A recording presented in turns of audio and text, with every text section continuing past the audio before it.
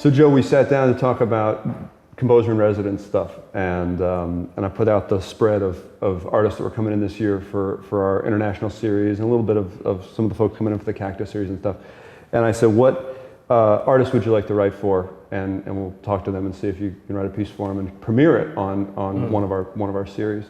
And you kind of pointed right straight at Meduses, and which translates for non-French viewers. That's of course the Jellyfish Brothers, which I think is pretty funny. And that's the jellyfish on my little coffee mug here, Les Frères Meduses.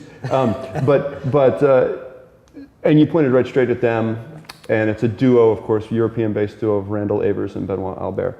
And I guess I was wondering, why'd you point at them? I mean, what about what they do excites you as a composer? Well, Randy and Benoit, as I know them, are good friends, and they kind of operate in this wonderful place in art that draws on many different cultures and is also connected to classical music in a powerful way. Yeah. And their music is wonderful because they pick exciting connections. And so when I see them play, I just have a great time. Wow. And I thought, what an honor to write music for them, because the depth of artistic interest and content is just fabulous, and I think they would do something great with a new piece. Very cool. Yeah, and I couldn't have agreed more, and I can't agree more now. It was like when you pointed at them, and I thought, wow, Joe Williams and Les Frères Meduses doing something that's going to be totally original and totally new. And of course, it's going to be premiered on our international series when they're here on November 9th, Saturday night, November the 9th. And so it's interesting what's happened, I think, with regard to the piece itself. And I don't know if you can share a little bit of the detail of so you started talking with them, and we kind of put this together, and we have a sponsor for this particular piece as well, who's a very good friend of Randy and Benoit's. Of course, they've been here many times over the years, and they've always stayed with our particular sponsors, Florence and Charlie Main. They've developed a wonderful relationship, and so Florence and Charlie have generously agreed to sponsor this particular piece, and so that actually ended up spinning into become some of the content for it. What's the backstory there? Well, Florence and Charlie have an interesting connection to Hungary, and I do also. I'm Hungarian, and a bunch of other stuff, as most everybody else is.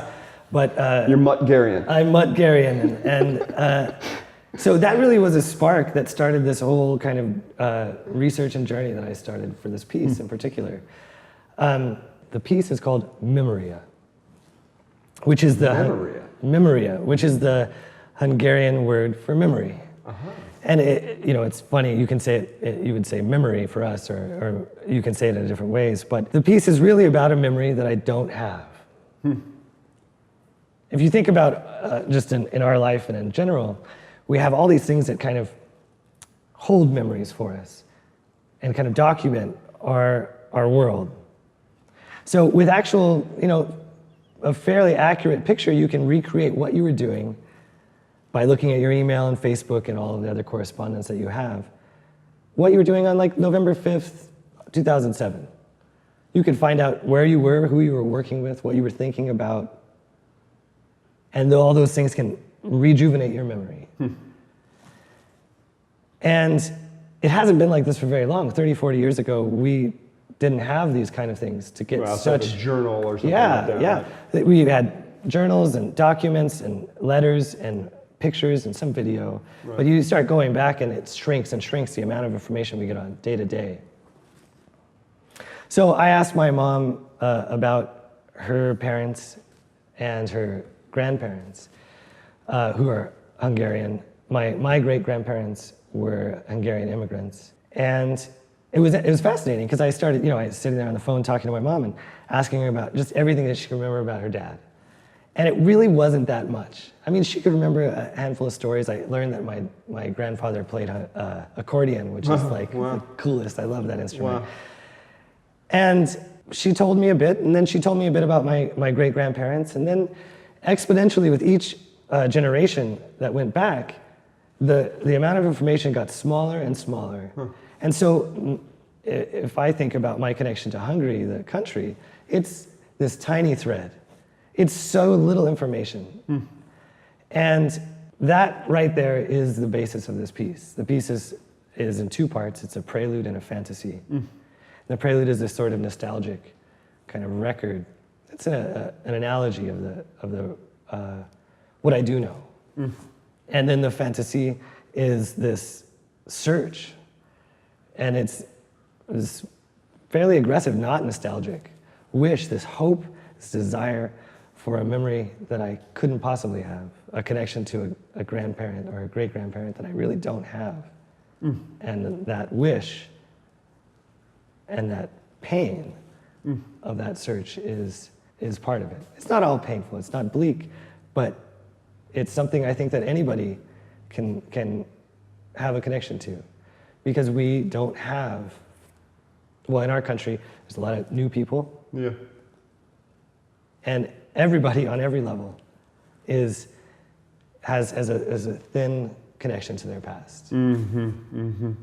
It's amazing, you know. And of course I've heard a little preview of the second movement, and it's so driving and so intense, at least at times, and or kind of largely, and it does. It's like episodic, maybe a little bit too. It's like there's these periods where you really explore one idea, and then we get to the end of that idea, and then the next journey happens, and almost arriving at different tiers along the way as well. What kind of blows me away about what you just said is how little you talked about themes or eighth notes and quarter notes or music really at all. I mean, I ask you to describe your piece and you start talking to me about your mom. And so everybody should come out November 9th and hear about Joe's mom.